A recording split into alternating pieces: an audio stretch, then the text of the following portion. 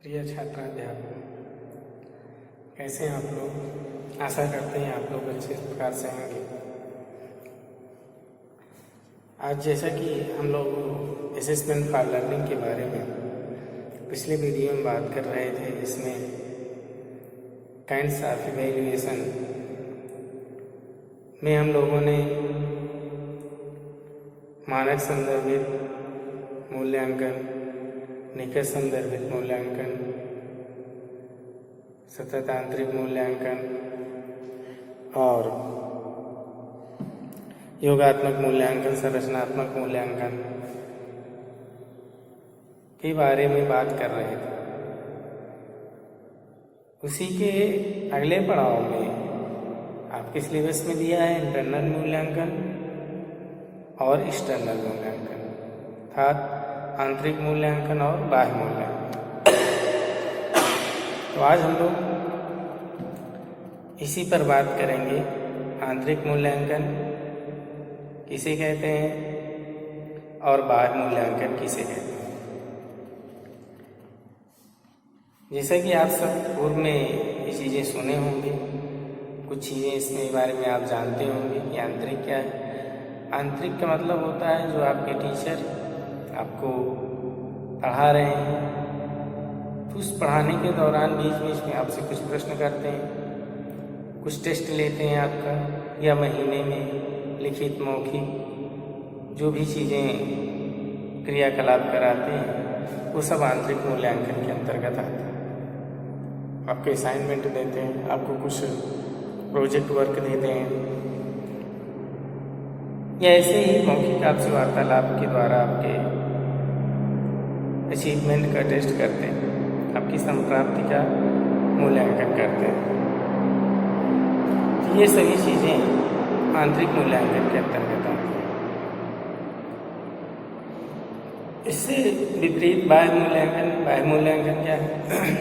बाह्य मूल्यांकन वह मूल्यांकन है जो किसी ऐसे व्यक्ति के द्वारा किया जाता है जो कि उस छात्र को कभी ना पढ़ाया, उस छात्र को कभी कुछ बताया ना, उसके द्वारा वर्ष के अंत में, सेमेस्टर के अंत में, या आपको एक डिग्री प्रदान करने के लिए जो होता है, वो सब जो भी परीक्षाएं होती हैं वो सब बाह्य मूल्यांकन के अंतर्गत आती हैं।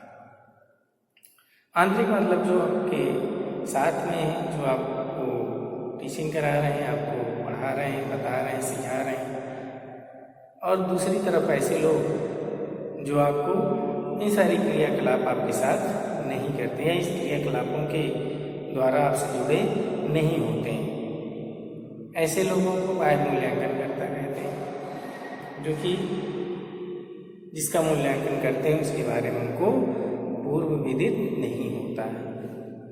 तो इस तरीके से आंतरिक मूल्यांकन और बाह्य मूल्यांकन क्या है, आइए हम लोग इस पर बात करते हैं। आंतरिक मूल्यांकन क्या है और बाह्य मूल्यांकन क्या है। जैसा कि हम जानते हैं कि आंतरिक मूल्यांकन का प्रत्यय क्या है। आंतरिक मूल्यांकन के द्वारा परीक्षा में सुधार किया जाता है, व्यक्ति में सुधार किया जाता है, छात्रों में सुधार किया जाता है, और सुधार के सिद्धांतों पर ही आधारित होता है। कैसे कैसे सुधार होते हैं? जो व्यक्ति अध्यापन कार्य कर रहे हैं, जो व्यक्ति अध्यापन कार्य कर रहे हैं वही व्यक्ति मूल्यांकन का कार्य भी करें। जो व्यक्ति अध्यापन का कार्य कर रहे हैं, शिक्षण का कार्य कर रहे हैं, वही व्यक्ति क्या करें? मूल्यांकन का कार्य भी करें। दूसरा क्या है? मूल्यांकन कार्य सत्र के अंत में, वर्ष के अंत में, सेमेस्टर के अंत में ना हो करके संपूर्ण सत्र के दौरान लगातार चलता रहता है। जैसा कि हमने अभी पूर्व में कहा कि ये कभी भी हो सकता है, प्रारंभ भी हो सकता है, मध्य में भी हो सकता है, अंत में भी हो सकता है, यानी पूरे सत्र के दौरान ये चलता रहता है। तो इस तरीके से आंतरिक मूल्यांकन प्रणाली के अंतर्गत छात्रों की शैक्षिक प्रगति का मूल्यांकन शिक्षण कार्य कर रहे अध्यापकों के द्वारा किया जाता है, और सत्र के बीच में थोड़े थोड़े समय अंतराल पर किया जाता रहता है, तथा इसमें छात्रों को उनकी कमियों व असफलताओं, जो भी छात्रों की इस तरीके से बार बार जब मूल्यांकन होता है तो बार बार मूल्यांकन करने से यह पता चल जाता है छात्रों में क्या कमियां हैं, क्या अच्छाइयां हैं, क्या इनमें भी सुधार की आवश्यकता है। इस सब चीज़ की जानकारी शिक्षक को आंतरिक मूल्यांकन के द्वारा प्राप्त होती है। तो क्या करता है कि बच्चों में अगर अच्छाई है तो उसको प्रोत्साहित करता है, उसको पृष्ठपोषण उससे प्रदान फीडबैक देता है, कमी है तो उससे भी उसको सुधार करने की कोशिश करता है, सुधार के उपाय बताता है, कमियों को आप कैसे दूर करें, और उसकी असफलताओं की जानकारी भी देता है कि इस कारण से ये ऐसा कारण हो सकता है असफलता के।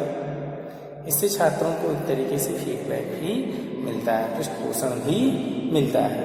तो इस तरीके से आंतरिक मूल्यांकन में व्यक्ति लगातार उसमें कहीं न कहीं अपने को सक्रिय रूप में लगाए रखता है। टीचर भी और जो छात्र हैं वो भी अपने आप को लगाए रखते हैं।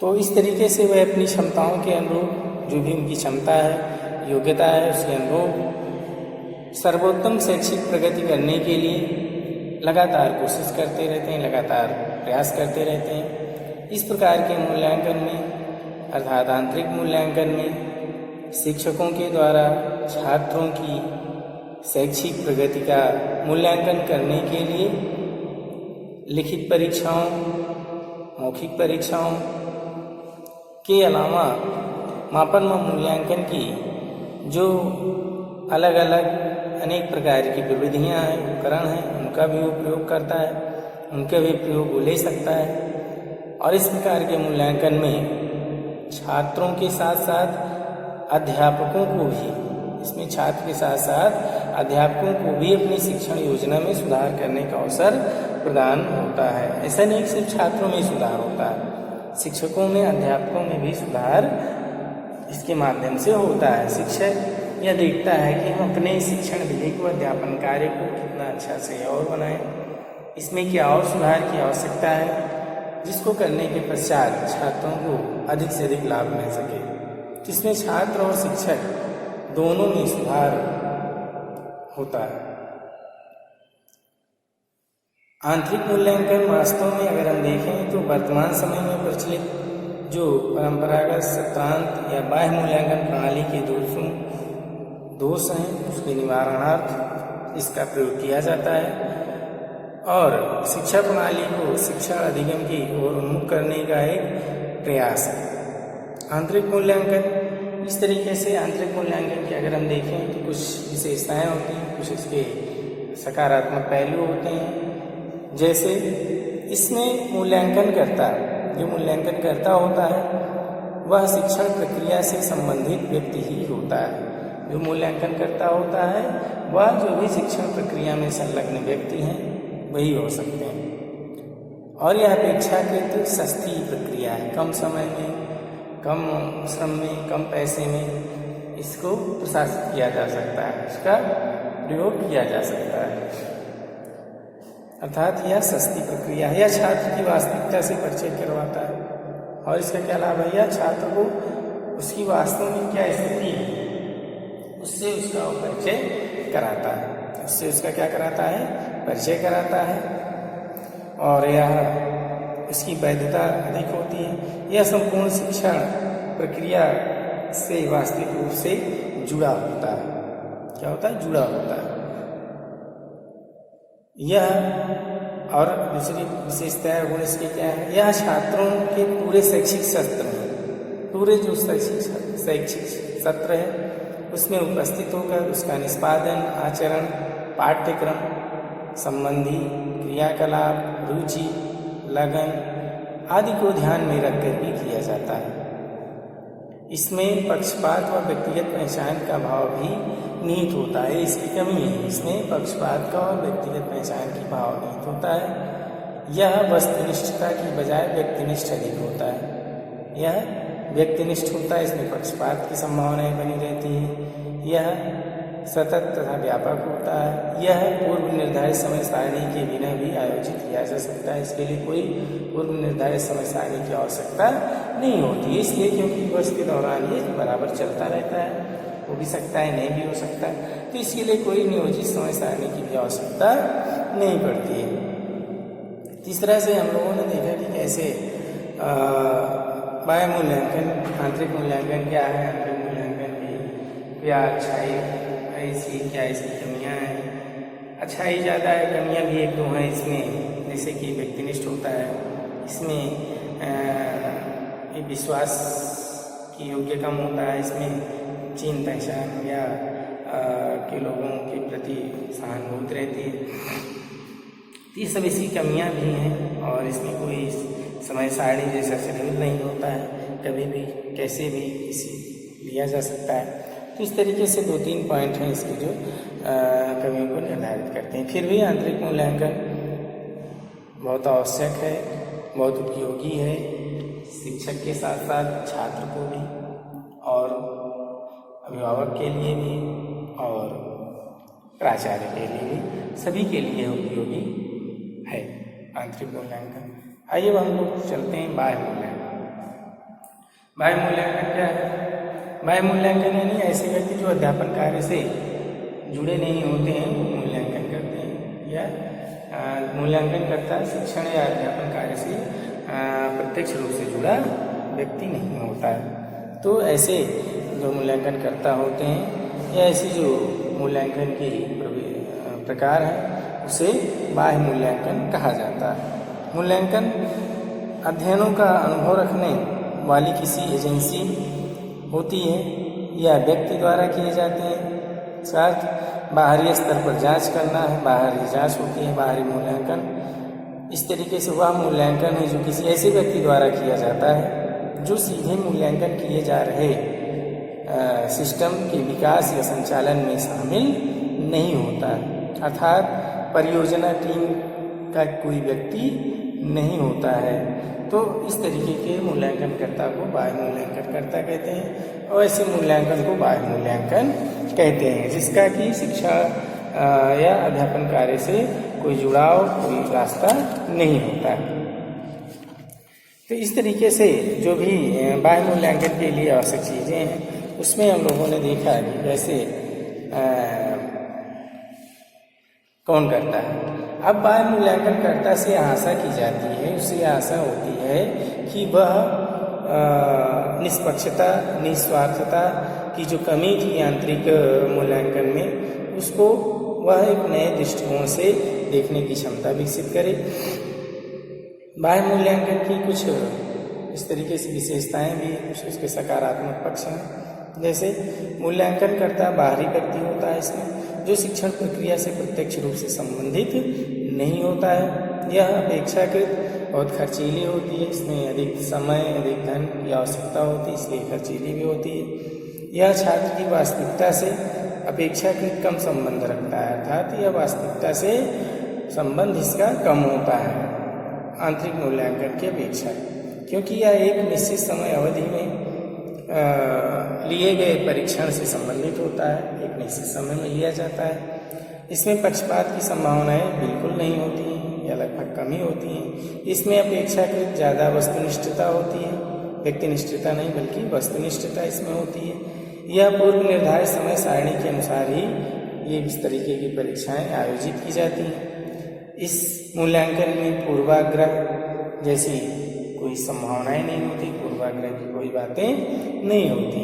तो ये तो कुछ इसके अच्छी बातें हैं, सकारात्मक बातें हैं आंतरिक बाह्य मूल्यांकन। अब इसमें उन समस्याओं और कारणों का भी पता चलता है, उन समस्याओं और कारणों का भी पता चलता है जिस पर संभवतः आंतरिक मूल्यांकन के दौरान ध्यान न दिया गया हो, उस बात का ही पता चलता है। यह अधिक उत्तरदायित्वपूर्ण प्रक्रिया है, अधिक उत्तरदायित्वपूर्ण प्रक्रिया। जब भी किसी प्रतियोगी परीक्षा या व्यवसाय चयन की बात होती है तो लगभग इसी तरीके की परीक्षाओं का आयोजन किया जाता है, क्योंकि इसमें व्यक्तिनिष्ठता और पूर्वाग्रह जैसी कोई बातें नहीं होती। कुछ इसकी नकारात्मक बातें भी हैं, कुछ ऐसी विशेषताएं हैं जिसकी कमियां हैं। यह प्रक्रिया, पहली चीज़ तो यह बहुत महंगी होती है, इसमें बहुत धन की आवश्यकता होती है। किसी बड़े कार्यक्रम में इस तरह के विषयों और कारणों पर अधिक ध्यान दिया जाता है और केवल उस समय उपलब्ध परिस्थितियों को ही ध्यान में रखा जाता है, जो उस समय उपलब्ध परिस्थितियाँ उसी को ही ध्यान रखा जाता है। इस प्रकार के मूल्यांकन में पूरी प्रक्रिया पर ध्यान दिया जाता है और यह देखा जाता है प्रक्रिया को किस प्रकार से बनाई गई योजना के अनुसार क्रियान्वित किया जाता है और इसकी गुणवत्ता कैसी थी। इसके अंतर्गत कार्यक्रम के परिणामों का मूल्यांकन किया जाता है और यह देखा जाता है कि इस कार्यक्रम के उद्देश्य पूरे हुए कि नहीं। मूल्यांकनकर्ता बाहरी व्यक्ति होता है। जो मूल्यांकनकर्ता होता है कौन होता है? बाहरी व्यक्ति होता है, जिसका इस शिक्षण प्रक्रिया से प्रत्यक्ष रूप से कोई संबंध नहीं होता है। यह छात्र की वास्तविकता से कम संबंध रखता है। यह निश्चित समय अवधि में कुछ प्रश्नों के माध्यम से ली गई परीक्षाओं के द्वारा ही छात्रों का आकलन करता है। इसमें सतत व व्यापकता होने का गुण का लगभग अभाव पाया जाता है।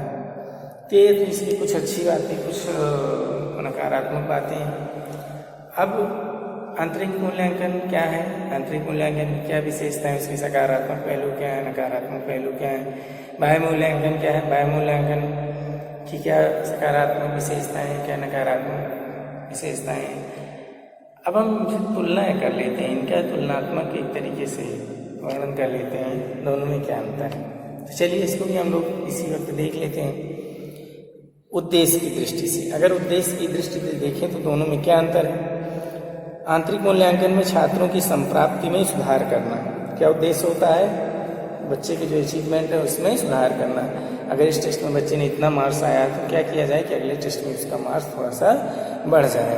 अर्थात इसका जो उद्देश्य होता है क्या होता है? उसके अचीवमेंट में और उसकी संप्राप्ति में सुधार करना। बाह्य मूल्यांकन का क्या उद्देश्य होता है? छात्रों की संप्राप्ति का आकलन करना। जो भी उसका अचीवमेंट है उसका क्या करना? उसका असेसमेंट करना। विस्तार की दृष्टि देखें तो छात्रों की प्रगति का विद्यालय, इसमें आंतरिक मूल्यांकन में छात्रों की प्रगति का विद्यालय तथा गैर विद्यालय दोनों ही पक्ष अर्थात विद्यालयी विषयों के साथ साथ बुद्धि, अभिक्षमता, स्वास्थ्य, अध्ययन, आदत, सहगामी क्रियाएं आदि भी आती हैं इसमें। और बाह्य मूल्यांकन में छात्रों की प्रगति का विद्यालयी पक्ष अर्थात विद्यालयी विषय ही इसमें केवल सम्मिलित होता है, इसके अलावा इसका कुछ सम्मिलित नहीं होता है। और दूसरा प्रविधियाँ, प्रविधि की दृष्टि से अगर देखें तो आंतरिक मूल्यांकन में कौन कौन सी प्रविधियाँ आती हैं? आंतरिक मूल्यांकन में अवलोकन हो गया, साक्षात्कार हो गया, मनोवैज्ञानिक परीक्षण के साथ साथ औपचारिक परीक्षाएं भी हो गई। इसमें बाह्य मूल्यांकन में मौखिक परीक्षा, लिखित परीक्षा, प्रयोगात्मक परीक्षाएं लगभग 3 ही होती हैं, लिखित, मौखिक और प्रयोगात्मक। उपकरण में अगर हम देखें तो आंतरिक मूल्यांकन में अवलोकन, अनुसूची, साक्षात्कार, अनुसूची और निर्धारण, मापने। इसमें कौन कौन से उपकरण हैं? इसमें प्रश्न व प्रश्न पत्र होते हैं। प्रश्न पत्र के माध्यम से बाह्य मूल्यांकन में किया जाता है। पुनरावृत्ति सतत अल्प अंतराल पर, पुनरावृत्ति क्या होती है? सतत अंतराल में छोटे छोटे अंतराल पर इसकी पुनरावृत्ति आंतरिक मूल्यांकन में होती रहती है। जबकि इसमें पुनरावृत्ति कब होती है? सत्र के अंत में ही, कोई भी सत्र है उसके अंत में ही दोबारा होती है। संस्थागत संरचना अनौपचारिक शिक्षण प्रक्रिया के अंग के रूप में कक्षा अध्यापकों द्वारा, औपचारिक ढंग से किन्हीं भी अध्यापकों या व्यक्तियों द्वारा होता है। परिणामों का उपयोग छात्रों की, आंतरिक मूल्यांकन में क्या होता है? छात्रों की प्रगति को बढ़ाने के लिए पृष्ठपोषण देने, उपचारात्मक शिक्षण अथवा परामर्श व निर्देशन हेतु। इसमें कक्षोन्नयन, वर्गीकरण, प्रमाण पत्र देने, रोजगार चयन में अथवा उच्च स्तरीय पाठ्यक्रम में प्रवेश हेतु। परीक्षार्थी, इसमें आंतरिक मूल्यांकन परीक्षार्थी कौन होते हैं? पहचाने व्यक्ति के रूप में, है ना, नॉन पर्सन्स होते हैं जिसे एक इंसान के रूप में समझा जाता है। बाह्य मूल्यांकन में अननोन पर्सन्स होते हैं और जिसे मात्र एक अनुक्रमांक के द्वारा व्यक्त किया जाता है। किसके द्वारा? अनुक्रमांक के द्वारा व्यक्त किया जाता है। परीक्षक आंतरिक मूल्यांकन में विश्वसनीय व्यक्ति जो मूल्यांकन प्रक्रिया में सक्रिय सहभागिता करता है वह होता है। बाह्य मूल्यांकन में अविश्वसनीय व्यक्ति जो परीक्षा संचालन में एक उपकरण मात्र है। तो इस तरीके से हमने देखा कि आंतरिक मूल्यांकन और बाह्य मूल्यांकन में क्या अंतर है, तो इस चीज़ पर हम लोगों ने देखा। तो आज का वीडियो यहीं तक रखते हैं। आंतरिक मूल्यांकन क्या है, बाह्य मूल्यांकन क्या है लोगों ने अभी तक देखा कि आंतरिक मूल्यांकन किसे कहते हैं, आंतरिक मूल्यांकन कौन करता है, कौन व्यक्ति होता है, आंतरिक मूल्यांकन की क्या सकारात्मक विशेषताएं हैं, आंतरिक मूल्यांकन की क्या नकारात्मक विशेषताएं हैं। ऐसे ही हमने बाह्य मूल्यांकन में देखा बाह्य मूल्यांकन कौन करता है, किसके द्वारा किया जाता है, कौन होता है, बाह्य मूल्यांकन होता क्या है, बाह्य मूल्यांकन की क्या विशेषताएं हैं, उसकी क्या कमियां हैं, इसको भी हमने देखा। और उसके बाद हमने आंतरिक मूल्यांकन और बाह्य मूल्यांकन में क्या अंतर है इसको भी हमने देखा। 6-7 बिंदुओं के अंतर्गत हमने देखा। तो हम समझते हैं कि इस पर लगभग बातें हो गई हैं जो भी आवश्यक थी, जो भी महत्वपूर्ण थी। अब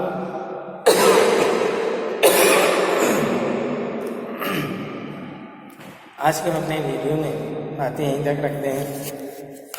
अगले वीडियो में हम लोग, जैसे कि आपके सिलेबस में है,